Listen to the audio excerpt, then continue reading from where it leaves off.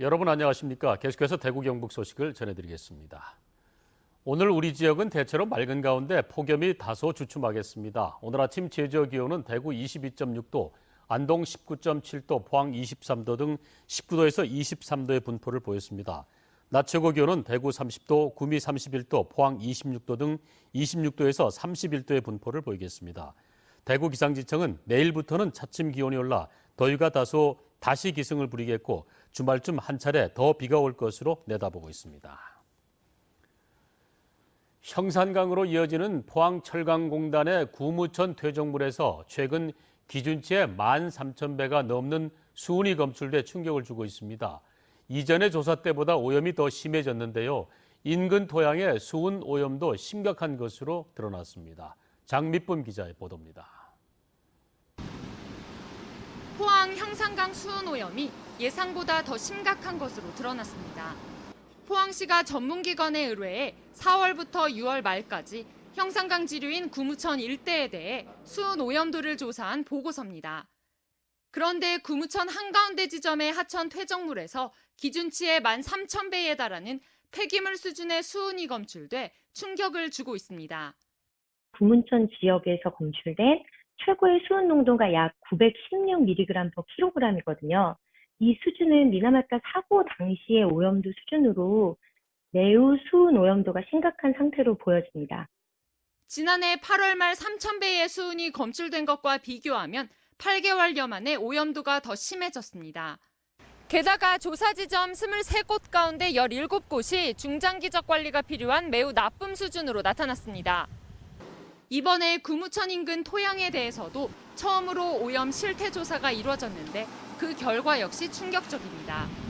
구무천 인근 40여 곳의 흙을 채취해 분석한 결과 대부분 토양 오염 우려 기준을 상회했고 기준의 50배 넘게 오염된 곳도 나왔습니다. 형산강에서 기존의 예상을 훨씬 뛰어넘는 심각한 오염 실태가 드러난 만큼 포항시가 개발 행위를 전면 중단하고 즉각 원인 조사에 착수해야 한다는 주장이 제기됩니다. 구무천과 바로 연결되는 형산강에서 형산강 프로젝트 진행 중입니다. 하지만 시민들의 건강권을 생각한다면 프로젝트 같은 개발 행위보다는 구무천의 오염부터 어떻게 해결할 것인가에 행정 역량이 집중되어야 할 것 같습니다. 포항시의 확실한 대책 마련이 늦어지는 사이 형산강 수은 오염 문제는 역대 최악의 환경오염 사태로까지 번지는 양상입니다. MBC 뉴스 장미쁨입니다.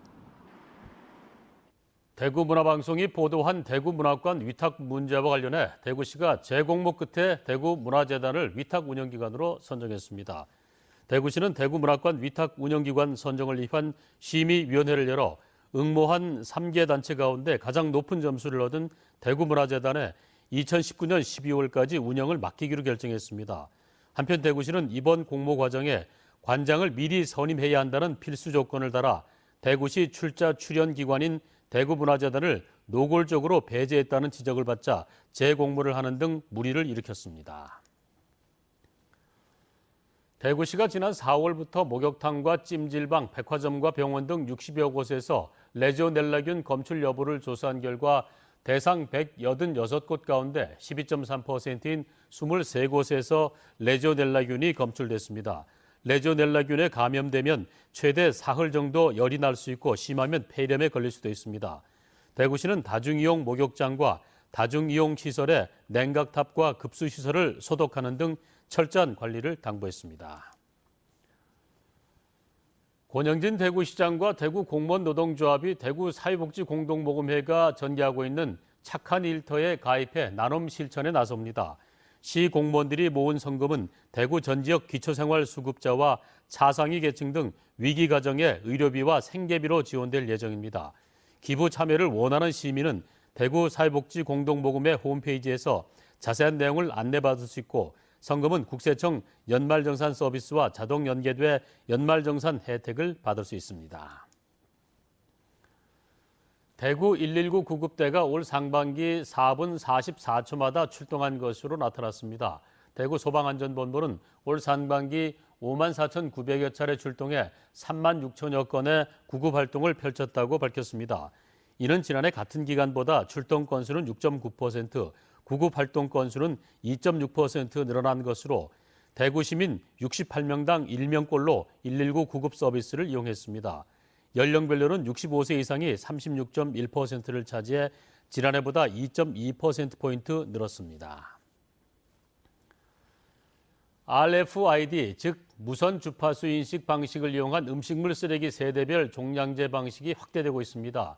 대구시는 올 상반까지 19만 세대 주민들이 세대별 종량제 방식으로 음식물 쓰레기를 처리하고 있다면서 이는 100세대 이상 공동주택의 37%에 해당한다고 설명했습니다.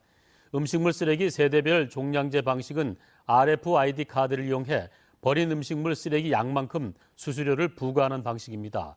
대구시는 이 방식으로 음식물 쓰레기 발생이 30% 정도 줄었다며 올 하반기에도 종량제 기기 240대 이상을 설치할 예정입니다. 이상으로 MBC 생활뉴스 모두 마칩니다. 함께해 주신 여러분 고맙습니다.